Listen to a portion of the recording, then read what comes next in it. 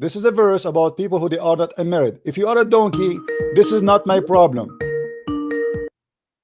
Let us take another one, Abdul. Hello. Hello.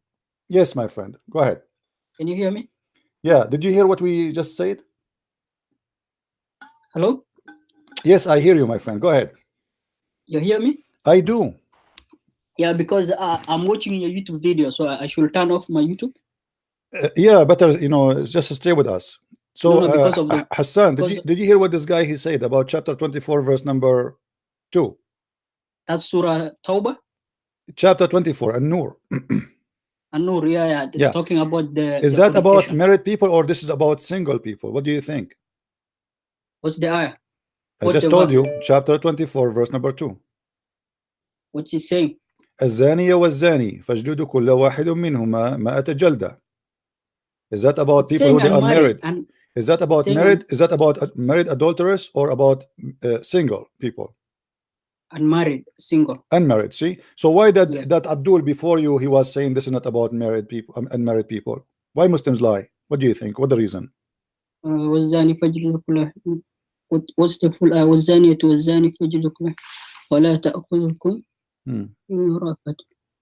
because it's saying it's not stating actually from the Arabic. Yeah, but you know, but at the end of the day, you Muslims, you believe that this is about single people, correct? For the lesser punishment is the ones who are not married yet. Yes. Okay. So why this guy who called me a second ago, he was lying, saying this is not about married people? Maybe he doesn't understand the language. No, Arabic, he was claiming screaming at me and saying this is not about, it doesn't say married, and he claimed that this is about married. I told him this is about single people. He said no. So he was lying. Now let me ask you, as long this is the verse, Hassan, my friend, as long you agree with me that this is about unmarried people, what is the punishment for adultery in the Quran for married people? It's killing, I think. Where? What verse? I can't remember. There's no verse. Same. No, there's in no. the same chapter. No. It's in the same chapter. Surah Nur. No, there's no verse in the Quran about married people for adultery. The verse about adultery in the Quran is gone. The goat ate it. The one it says is stoning to death. Stoning to death is a punishment for those who are married. Do you agree? Correct? Which one? Which one? Stoning to death punishment is a punishment for married people. Do you agree? Yes, it's the married one. Wonderful. So where we can find the stoning to death punishment in the Quran? For unmarried or married one? Sorry? For which one? For the unmarried? I'm saying no, the unmarried is in front of us. This is unmarried, chapter 24, verse number 2. All right. So this is for the unmarried, and both of us we agree. And this is Tafsir Ibn Abbas, the cousin of Prophet, in the front of our eyes. And it says clearly this is for unmarried people. Now, where is the punishment for stoning, which is stoning to death in the Quran for those who are married? Because according to Islam, if you are a married person and you do adultery for an occasion, you will be stoned to death. What is the punishment? Where we can find it? I'm not sure. I have to do more research on that. No, I am sure. Here we go. The hadith says where it's gone. The goat ate it, my friend. What's your reference for that? Okay, here we go. We go to the reference, my friend. No problem. Give me the reference for that. You cannot make up things. No, we cannot. Sure, no, cannot. You see, this is why I use my screen, and nobody can say I'm making things. No, up. Just give me the reference, the one that said it. The sheep. You can click at the I don't know if you can see YouTube. We can see the. Yeah, I can see your YouTube. All right, now you're in Sunnah.com. This is Sunan Ibn Majah. All right, and this is the hadith, and the hadith is accurate, is authentic. Hadith number variant number 3, book number 9, hadith number 1944. It says the verse of stoning to death, stoning and breastfeeding of an adult 10 times was revealed. So those are verses revealed, but yet we cannot find them. And the paper was with me under my pillow. When the Messenger of Allah died, we were preoccupied with his death, and a tame sheep came and ate it.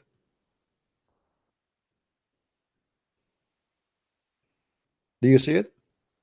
Yeah, the paper was set under my pillow, and then a tame sheep came and ate it. And then what's the conclusion for that hadith? And then this addition to that, it says these verses were abrogated in recitation but not in ruling. How is going to be abrogated? Yes, they are talking about later that there is Sure. there's a the Go 10 go down below the hadith. the 10. Okay, I'm down. Don't you see it? All of that? I want the verification if it's Hassan. Yeah. Go down. Yeah. Go down. Go Which down. means it's authentic. No, go down. You didn't show me that one. Where's the authentication of this hadith, man? It says Hassan. Hassan, don't you see? It says Hassan. Do you know what Hassan mean? Hassan. It's a rank. It's a rank of authentic hadith. It's authentic. Below the. No, it's not the authentic. ultimate. No, it's authentic. It's authentic. It's Hassan. Hassan mean what? Hassan mean in Arabic? Can you tell me? Hassan means is authentic. In you can say authentic if I'm not wrong. It means fine. It's fine. Fine, but it does not reach the ultimate authentication. Well, you know, there's ranks. Even the da'if, by the way, it's fine. You don't know science of hadith. My friend, even the da'if, you can go right now and search in YouTube, search for Sheikh Hamza. He made a speech about da'if hadith, and I'm quoting him word by word. He said, there's an attack on da'if hadith. Da'if hadith is the same as you say a paper got F. It did not funk. It pass. It did not funk. You can go watch him and you can see. So even the da'if is accepted. So what about the Hassan? So this is and Sunan, my friend, and Sunan Ibn Majah, and Sunan, not according to me, not according to me. I just name for you your sheikh who's saying that. I name for you the sheikh. I can show it to you right now. I don't trust him. I don't follow him. He's a liar. Okay, he's a liar. Now let me ask you. Hamza is a Sufi. He okay, worships. Let me ask you. He's a liar. Okay. Don't lie, please. My friend. I know him, Hamza. Hamza Yusuf is the scholar in US, if I'm not wrong. He's what? He is the scholar in US, United States. I don't know. Where is he? Hamza is a Sufi, man. He worships the graves. It doesn't matter. All of you worship the grave too. Aren't you a Muslim Sunni? Aren't you a Muslim? Aren't you a Muslim Sunni? Listen my point. Let me ask you. Let me ask you. I give you time. Stop. Come on, Prince. Be fair. Let me get across. Hamza is a Sufi. He comes from another sect. He worships a grave. He prays to a grave. How can you trust a man who worships a dead person? Come on, man.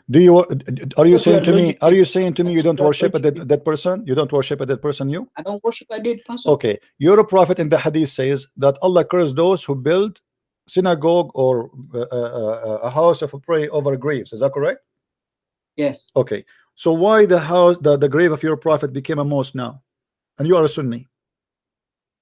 Oh, the grave, the mosque was there before. No, it was a grave, my friend. No, it was a grave because this is the house of Aisha. Never was a mosque. It was a house of Aisha. Okay. Yeah. Okay. So this was the house of Aisha. How? The ruling is different. No, my friend. Your prophet, he cursed those who build a synagogue or build a house of worship over a grave. So you are saying to me, the same. You are saying to me, Sufi are bad and they are not Muslims because they do that. Well, thank you very much. But you Muslim Sunni, you are not Sufi. You are not Sufi. And you build. I'm not Sufi. So why are you quoting scholars of now Sufi? let me ask you why we don't why are you quoting this? My friend, what about you show me that hadith Hassan is not accepted? Admit to your followers you my friend, can you show me that hadith is Hassan is not accepted? Which one? You said this hadith is Hassan is not good for you, right? But what's the end of the hadith saying the verse was abrogated? So what's your point? They are talking about abrogation by 5 verse, the five breastfeeding. But even that one we cannot find in the Quran. Can you find me the verse where it says that there is 5 breastfeeding? There's 10 breastfeeding for adult. Your prophet, he taught. Okay, let us go there. Let us see if this fabrication or not. Let us go. You have the chain of narration. My friend, hold on. Yeah, the chain of narration. It's in the front of you. Brother, you're gonna struggle. You have never. My friend, you are the one who is struggling. Let me show you. You are saying that this is a lie. Let us see if it's a lie. First of all, this is a book. First of all, this is a. Let me get across my point. This is your book. Hold on. Let us show you. Let us see if this is an accurate story or not. Is rida'atul kabir, adult for breastfeeding, is authentic or it's false? I'm listening. Okay, continue. I'm asking. Is rida'atul kabir authentic or it's false? The breastfeeding of who? What? Breastfeeding of who? Adult. Is it authentic or it's? Intimacy. Is it sexual intimacy? What do you do in your bed? It doesn't matter, man. Okay, so you are saying, so you don't suck. Okay. No. You don't suck your wife's boobs. Come on, man. Please. Okay, so you agree if an adult he suck a woman. That's sexual intimacy. Thank you very much. I like that. I like that. So read with me this hadith. Read with me this hadith, which is sahih. Thank you, my friend. I appreciate it. I heard it. It's a sexual intimacy, but you're a prophet. He ordered a woman to give her boobs to a strange man. He is not her son. Read with me. Come on, man. And this is Sahih Muslim. This is Sahih Muslim. You cannot tell me now this hadith is not accurate. You can't play this game. Read with me. The woman, she said to him, how I'm going to do breastfeeding for him, and he is a grown man. Was the is it authentic, this hadith? Yes, this is Sahih Muslim.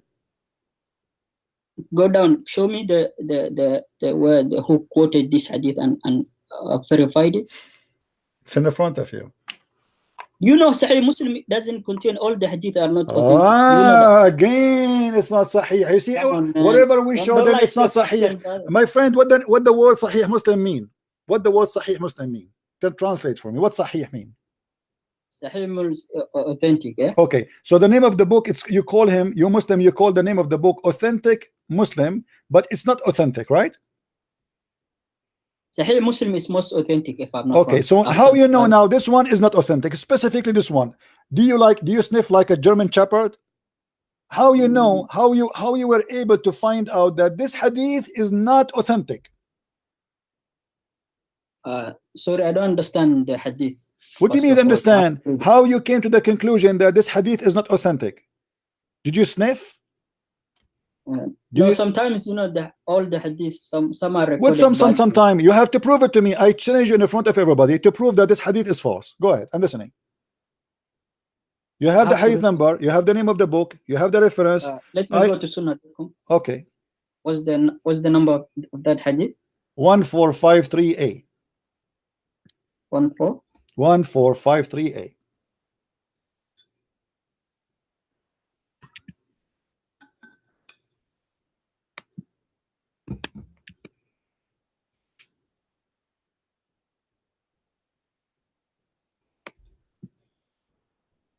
In Sahih Muslim, yeah? Yes.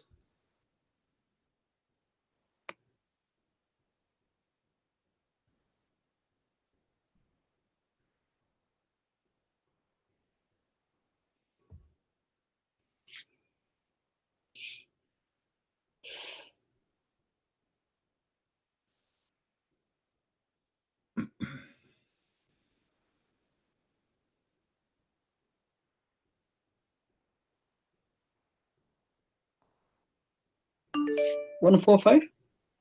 Yes.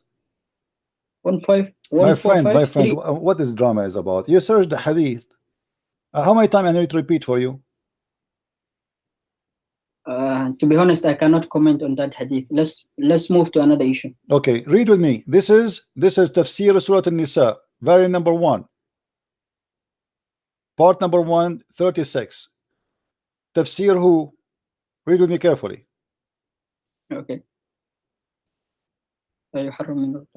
ذهب جمهور أهل العلم أن الرضاعة الذي يحرم etc. and then he continues speaking about قصة سهلة مع سالم مولى أبي حذيفة وقول النبي أرضعيه قالت وكيف أرضعه وهو رجل كبير. How I'm going to do breastfeeding but yet he is an old man? And look what they are saying here, that this is reported by Sahih al-Bukhari. أخرج, this is the story, all of it is أخرج في البخاري 2-51 ومسلم 1455 ومن حديث عائشة قالت دخل عليها وعندها رجل فكأنه تغير وجهه كأنه كره ذلك فقالت إنه أخي فقال انظرنا ما أخوانكم فإنما الرضاعة من المجاعة. Even the wife of Muhammad, she ordered her sister to do breastfeeding for anyone when I come upon her, which means she became like her secretary.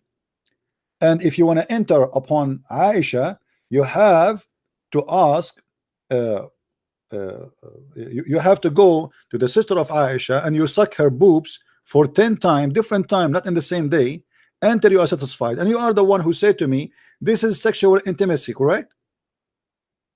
What was the age of the kid? They are men. They are men, my friend.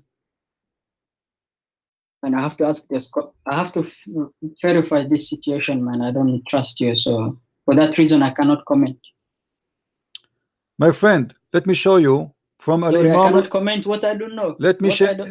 Have you ever heard of Al-Qurtubi? I do not know. I do not know, man. I have to ask. My That's friend, why I said I cannot comment. No what problem. I don't No know. problem. No You're problem. forcing me to say something I don't know. This is Al-Imam Al-Qurtubi. This is Al-Imam Al-Qurtubi. Volume number 2. Hold on. Volume number 17. Verse number 65. Here they are talking about Al-Imam Al-Qurtubi. And Imam Al-Qurtubi says, and this is the book in the front of your eyes. It says, ولأن عائشة رضي الله عنها كانت إذا أرادت دخول رجل عليها أمرت أختها أسماء أن ترضعه ليصير لها ابنا لأختها من الرضاعة. And if Aisha, she want any man, Ibnan means baby. No problem. Listen, Not adult. my friend, and Aisha, if she want anyone to enter upon her, a rajul, a man, she order her sister to suck her boobs, so he can become a son for her from breastfeeding. You are the one who said to me, if you do suck a woman's breast, it is sexual intimacy.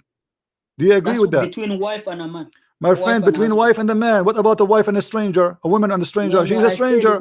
He is a stranger. Oh, okay. Are you saying to me? I'm not trying to insult you. I'm not trying to insult you. Are you saying to me? Are you saying to me that you have no problem with somebody want to visit you? Listen.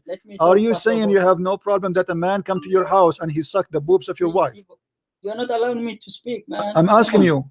What I said when I said sexual intimacy, I was referring to the between a wife and a husband, not a stranger. Okay, what about stranger? What about stranger? What we would do with a stranger now? We have a stranger, a man he want to enter upon. Let us say you have a wife, and then your wife she order her sister to give her boobs to me to suck it, and then I can go and see your wife. Is that logical for you? Is that acceptable in Islam? It's not even logic, man. Well, this is what it says in front of you. I doubt it. I highly doubt it. What do you mean I doubt it? Here we go. This is Tafsir Al-Qurtubi. My friend, it doesn't matter. I don't care if you're Arabic. You can go check it out. No problem, my friend. Take your time. I'm not forcing you right now to my friend. I show it to you in English, so you have no excuse. I show it to you in English, and I show it to you. I cannot comment on the issue. I do not know what you mean. Let me ask you. Why you call me? Let us change the topic just to give you a chance to breathe. That's why I said bring another issue. I do not comment. I don't want to bring another issue. I want you to. First of all, my Arabic language. I want you. No problem. I have to ask people of knowledge. No problem. In the Quran it says. I don't want to ask you something. Listen to me, man. Let me mention my point. In the Quran it says that if you do not know, ask the people of knowledge. Well, who are they? The people of knowledge. Who are they? The people of knowledge. They have three characteristics. They have to be righteous people who are the imam or someone who you trust. Not true. And also someone who's proficient in the Arabic language and all the divine laws. That's false, my friend. The Quran says if you want to know, ask the Christians and the Jews. So if I need now scholar, I have to go to the grave or what? My friend, the Quran says. Thank you very much. Those who they recite the scriptures before you. Okay, we are the ones. You ask us. Part of your answer is right. Part of your answer is right that during the Islamic history where the Quraysh lived, they were Jewish people. So they used to go to ask them the Bani Israel, the stories that happen, and we take benefit from those. And the Prophet said, do not say when the narrators of the Jewish come to you that they narrate you the past history during the Moses time, do not tell them that you guys are lying and do not verify them until you know that you can take benefit. Because remember, during that time there was oral tradition. You remember, we never used to have cameras.